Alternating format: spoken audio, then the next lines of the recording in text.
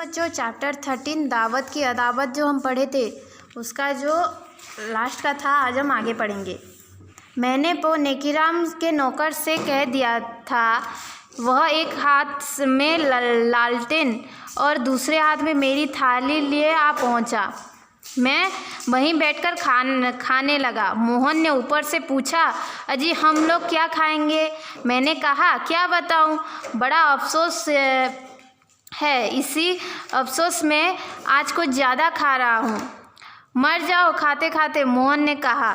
यह कचौड़ी बड़ी लाजवाब बनी है, कहो मैं एक टुकड़ा तुम लोगों को देखने के लिए ऊपर फेंकूं? क्या हुआ बच्चों? वो नेकीराम के नौकर से उन्होंने कह दिया था कि वो रात को खाना वो टंकी के नीचे खाएंगे, तो वो लालटेन और खाना लेकर वहाँ पर पहुँच गया। उसने कहा कि आज खाना मैं यहाँ पर बैठकर खाऊंगा। तो वो लोग ने कहा कि हम कैसे खाएंगे, तो हम क्या खाएंगे उन्होंने बोला। तो मोहन ने जब बोला तो वो लेखक ने बोले कि मैं कैसे बता सकता हूँ, तुम कैसे खा सकते हो, तो ऐसे बोला। तो मैंने कहा कि ये बहुत तुम लोगों को खाना नहीं मिल रहा है, इस अफसोस में आज मैं कुछ ज़्यादा खा लूँगा, ऐसा बोला। तो मोहन ने क्या कहा, मर जाओ वहीं पर बोला। तो मैंने कचौड़ी को दिखाते हुए कहा कि ये कचौड़ी बहुत ही लाजवाब है, तुम लोगों के देखने के लिए मैं उसे ऊपर फेंकूँ क्या, बोला। इसका मुझे कोई उत्तर ना मिला, पर कुछ लोग के कहने का आवाज़ मुझे साफ सुनाई दी। मैंने फिर कहा, अजी रबड़ी की खुशबू तो दिल हरा हो गया, तुम लोग तक इसकी खुशबू पहुंच रही है या नहीं? इस बार भी मुझे कोई उत्तर ना मिला। मैंने ऊपर अपनी निगाह उठाई। आपने अंधेरे में किसी बिल्ली की आंख चमकती हुई देखी है? ठीक उसी तरह 4 जोड़े आँख टंकी के ऊपर से मेरी आँख फेंक रही थी। क्या हुआ बच्चों?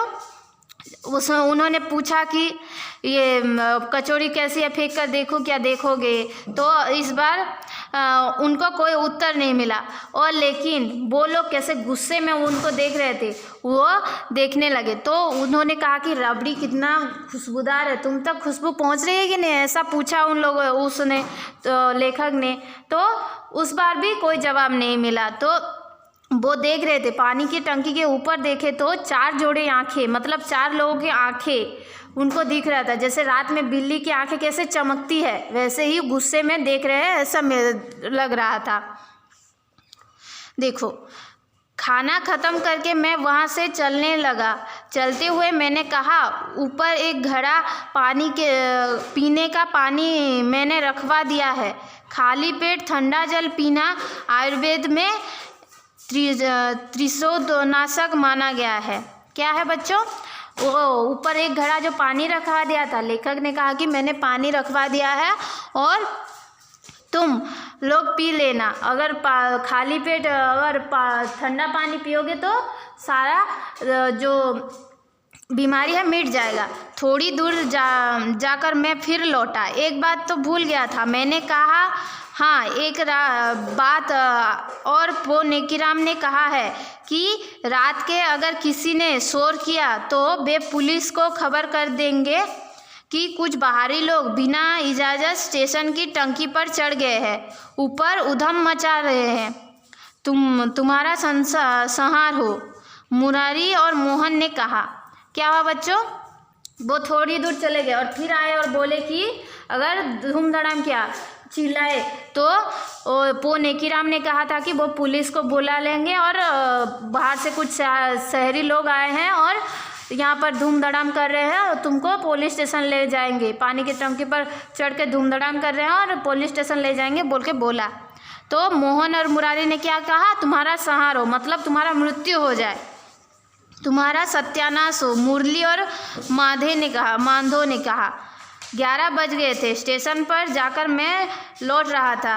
राहुलगंज ब्रांच लाइन का स्टेशन है। रात में गाड़ियां नहीं आती जाती, इसीलिए स्टेशन पर शांति थी। सुबह 3:30 बजे की गाड़ी से नेकीराम रवाना हो गए। मैं भी उसी गाड़ी में रवाना हुआ। पंडित जी ने गए नए स्टेशन मास्टर से, जो उनके मित्र थे, चलते समय कह दिया था कि उनके कुछ मेहमान पानी की टंकी पर सो गए रहे हैं। इन्हें सुबह 6 बजे की गाड़ी के समय से पहले ही सीढ़ी लगाकर उतार दीजिएगा। घर आकर मैं कई दिनों तक बाहर नहीं निकला। मुरारी वगैरह आते थे और हाथ मलकर लौट जाते थे। क्या हो गया बच्चों? मुरली और मुआधे ने क्या कहा? तुम्हारा सत्यानाश हो, ऐसा कहा। 11 बज गए थे तो वो राहुलगंज जो था बहुत ही शांत स्टेशन था, तो वहाँ पर कोई आता जाता नहीं था, वो सब और शांत हो गया था।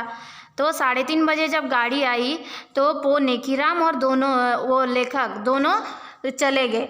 तो वो जब चले गए, उनका जो साथी था, नया स्टेशन मास्टर जो आया था, वो उनको कहा से कि उनका जो मेहमान है ऊपर पानी के टंकी पर सो रहे हैं और सुबह 6 बजे की गाड़ी से उनको उठा देना और भेज देना।